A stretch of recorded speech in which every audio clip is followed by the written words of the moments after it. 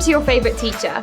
Today's video will explore Dennis Kelly's play DNA, where we'll look specifically at the plot and give a brief overview of some of the main pieces of historical context you need to know. Don't worry, there'll be some more contextual detail in the character and theme-specific videos. But first, let's take a look at the author of the play, Dennis Kelly. Biographical context. Dennis Kelly was born in 1970 in North London and dropped out of school at 16. He dabbled in various retail jobs, but at the same time started developing an interest in theatre and joined the Barnet Drama Centre. He not only acted, but also started writing his own plays. Eventually, he went back to school and graduated with a degree in drama and theatre arts from the University of London. Since then, he's been a prolific writer and has written for theatre, films and for television. He even co-wrote the stage adaptation of Roald Dahl's book, Matilda. His plays tend to be focused on social issues and present situations and characters who are very realistic so that the audience can easily relate to them. He tends to ask difficult questions in his plays and forces the audience to engage with them and consider their own views, often relating to questions of morality. His plays often show us shocking and violent situations, which is associated with a type of playwriting called in-your-face theatre. His writing could be considered postmodern and does not easily fit into traditional genres. DNA has elements of tragedy in it, but at the same time has moments of humour or black comedy. Now let's look at the storyline. Act 1, Scene 1. The play starts in media res, in the middle of the action, and on a street with Mark and Jan mysteriously talking about someone being dead. The street and town remain anonymous, and it could be anywhere at any time, which makes it immediately relatable for the audience. Scene 2. The scene switches to an open field with only two characters present, Leah and Phil. Phil is eating, and this is a continued motif throughout the play. Leah is speaking on her own, a monologue, and is constantly questioning Phil about his thoughts. She makes many references to violence, inviting Phil to shoot, kill, lock her up, rip out her teeth if he thinks she's talking too much. She also talks about the brutal terror society in general seems to be living with. This very much links to the time period the text was written in, 2007, the early 21st century. At this time, many people were anxious about the threat of terrorism due to recent events. On September 11th, 2001, there were the Twin Tower attacks in the USA, and on the 7th of July 2005, there were the London bombings. Equally, this is a time of increasingly widespread use of technology amongst young people via the internet, video gaming, the use of mobile phones with social media. This often led to a sense of isolation. Leah mentions in this scene, "I haven't got friends." Not exactly. I haven't, but I could if I wanted. She feels lonely, and this might explain her continuous and desperate attempts to make a connection with Phil. The others in the gang could also be demonstrating the consequences of social isolation through their behaviour. Because they've had so few real human relationships, they feel quite comfortable to behave in a brutal and violent manner towards each other. Scene 3. We are now in the woods, a more claustrophobic atmosphere as most of the characters are on stage. The woods also represent a place of secrecy and isolation. The gang can be free here, away from the prying eyes of authority. This is perhaps a reaction to the increasing prevalence of security cameras and modern-day surveillance society. John Tate is presented as the current gang leader with a shaky hold on his authority. He tries to reinforce his control over the group by rather absurdly banning the use of the word dead. His control over the group is based on fear and threats. Richard is one of the characters who tries to stand up to him, but fails. Mark and Jan arrive, and through their disjointed narratives, they try to communicate their version of events. They explain that Adam was always hanging around the group trying to fit in. The group set up a series of cruel, bullying tasks for him to do. This is essentially an example of hazing, with Adam as the initiate. They make him drink vodka, eat leaves, burn his socks, and walk on a grill on top of a mining shaft. The gang finally throws rocks at him and calls him to fall down the mine shaft. They try to present this as a joke, as Adam was laughing. As John Tate finds leadership of the gang stressful, he appeals to Phil. Phil finally speaks and comes up with a Machiavellian plan to completely cover the tracks of the gang. His plan involves burglary and stealing Adam's jumper, the invention of a paedophile postman, forcing Brian to be a false witness, and the collection of a random stranger's DNA to serve as a decoy and deflect any suspicion of the gang's involvement. Phil's cover-up plan hinges on recent innovations made in the field of forensic sciences and research into DNA, which allowed human biological samples or fingerprints to be used in criminal investigations as reliable evidence. This portrayal of the gang as viciously violent youths reflects the negative portrayal of young people in the media in the early 21st century. Young people were presented as antisocial, often drinking, often committing petty crimes and involved in gangs. Older people were often frightened of these youths and blamed this behaviour on a supposedly poor educational system which did not teach young people the skills they needed and led to a mass indifference in a career and unemployment. This is often referred to as the broken society or broken Britain, where people seem to have lost their moral compass and behave in selfish and destructive ways. Scene 4. The scene changes once again, and this time we're in a field with only Leah and Phil. The field could represent freedom and might be a place of escape. It might also indicate that they're trying to distance themselves from the frantic actions of the group and from prying eyes in the town. They're also different in that they're not directly taking part in the actions leading up to the death of Adam.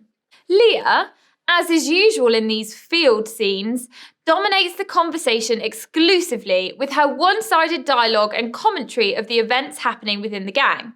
She starts the scene with a seemingly odd subject, that of bonobos, a cousin of the chimps that she claims are actually the most closely related primate to humans.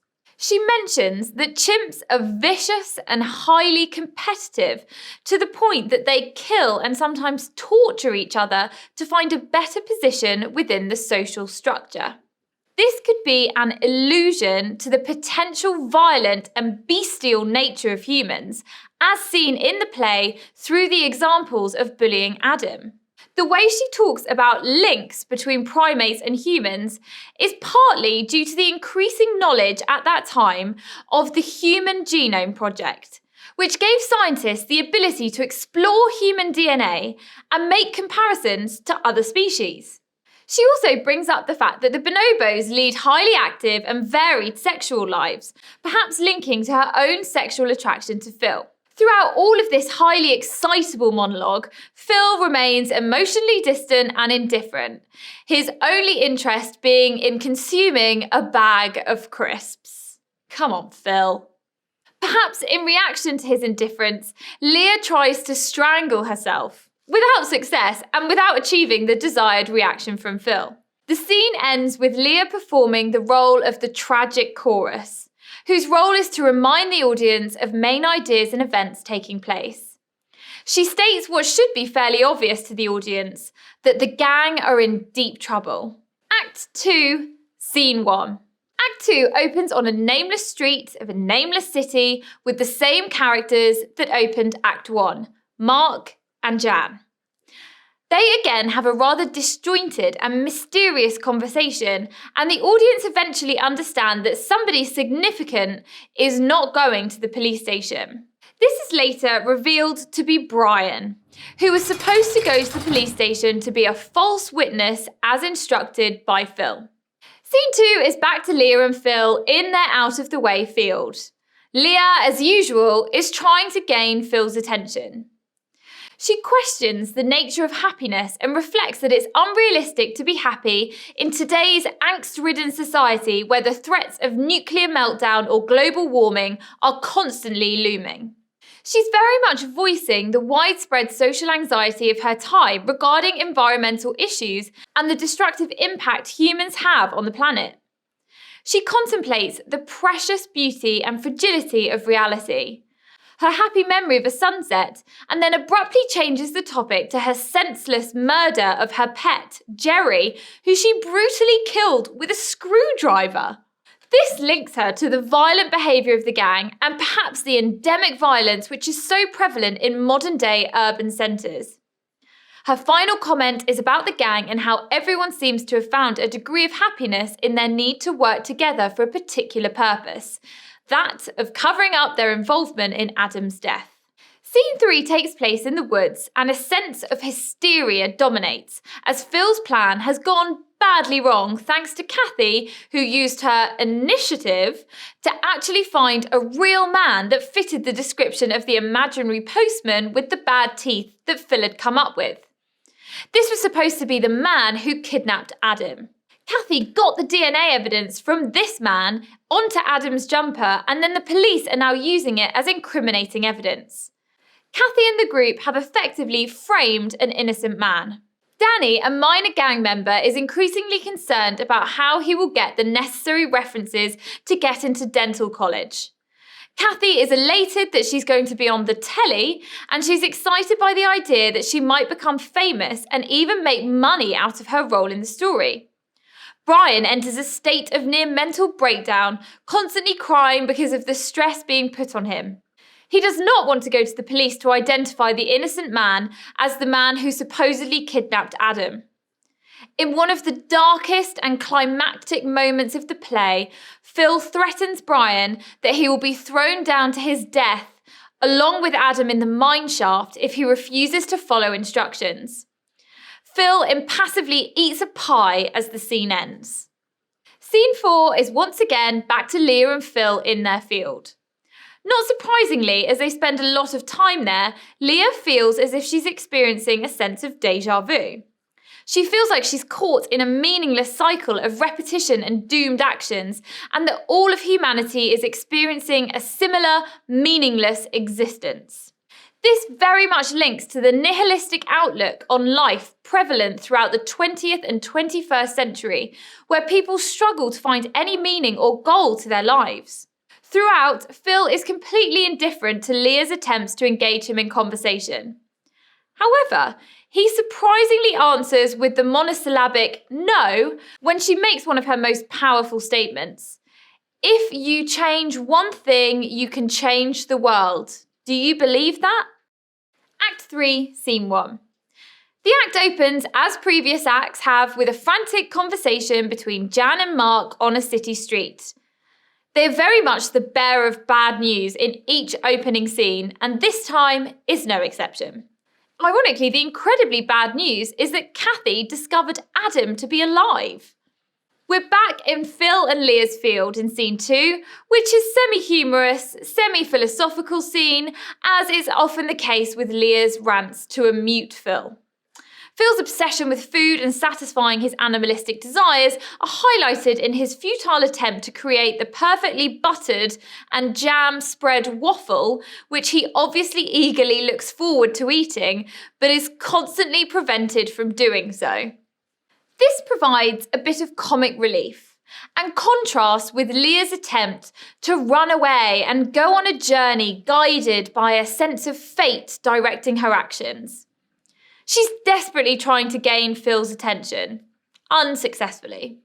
We learn that there has been a memorial for Adam and that Kathy has been seen on television. As usual, Leah is often making paradoxical statements, admiring Phil in one breath for creating a sense of happiness amongst the gang members, and the other revealing that in reality there's a deep sense of unhappiness as Brian is now being medicated due to his mental breakdown. John Tate seems to have disappeared, and the framed postman is now facing life in prison. They are urgently called by Jan at the end of the scene to go to the woods. Scene 3 is the final climax of the play and opens tensely in the woods, with all the gang plus a newcomer, Adam, who was supposed to be dead but has now been discovered alive, living in a hedge and surviving on insects, grass, and leaves. He is clearly unwell and has been injured in the head. He was violently forced out of his little shelter by Kathy. The group are at a loss what to do with Adam until Phil steps in. He calmly directs everyone to go back home and, ignoring Leah's pleas to help Adam, shows Kathy what to do with him. Using Brian as a model, he shows Kathy how to tie a bag around Adam's head and suffocate him. Brian is giggling throughout this demonstration and has clearly become mentally unbalanced. Leah begs both Phil and Kathy not to go ahead with this sinister plan, but they ignore her. It's difficult to make sense of the remorseless violence that is being hinted at here. Both Phil and Kathy are implicated. One explanation is that young people in the early 21st century were becoming increasingly desensitized through the presence of violence in the media, the internet, television, cinema, and video games. Scene 4. Scene 4 takes place in the field. Leah and Phil are in their usual positions, and we expect another long monologue from Leah. Surprisingly, however, there is silence, and Phil takes the lead by offering comfort and consolation in the form of a sweet. And for the first time, physical contact. He puts his arm around her. For a moment she chews, but suddenly rises, spits out the sweet, and leaves the scene in disgust without saying a word. For the first time, Phil addresses her and calls out her name, but she does not return. Act 4, Scene 1. Act 4 opens with Jan and Mark, as usual, and, as usual, they report on the latest story development. Leah has left the gang and has changed schools. Scene 2. The final scene of the play is in the field, which from the start has been a place of reflection and distance from the frantic actions of the gang. Phil is with Richard now that Leah has left. Strangely, Phil is now not eating. Richard is asking him to come back to the gang and comments that Phil is now spending his time doing nothing. Richard provides the latest gossip on the gang's activities. John Tate has turned to religion, perhaps in an attempt to atone for his past wrongdoings. Danny, who was so keen to go to dental college, now realises that he hates dentistry. Brian's mental condition has deteriorated significantly. Kathy seems to be in charge of the group now and is ruling via terror and violence. Jan and Mark have become shoplifters.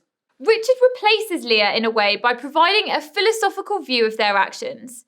He becomes excited by a big wind of fluff, which he sees as an almost supernatural revelation that we are not alone in the universe. His final thoughts are about the vastness of the universe, while Phil remains silent and unresponsive.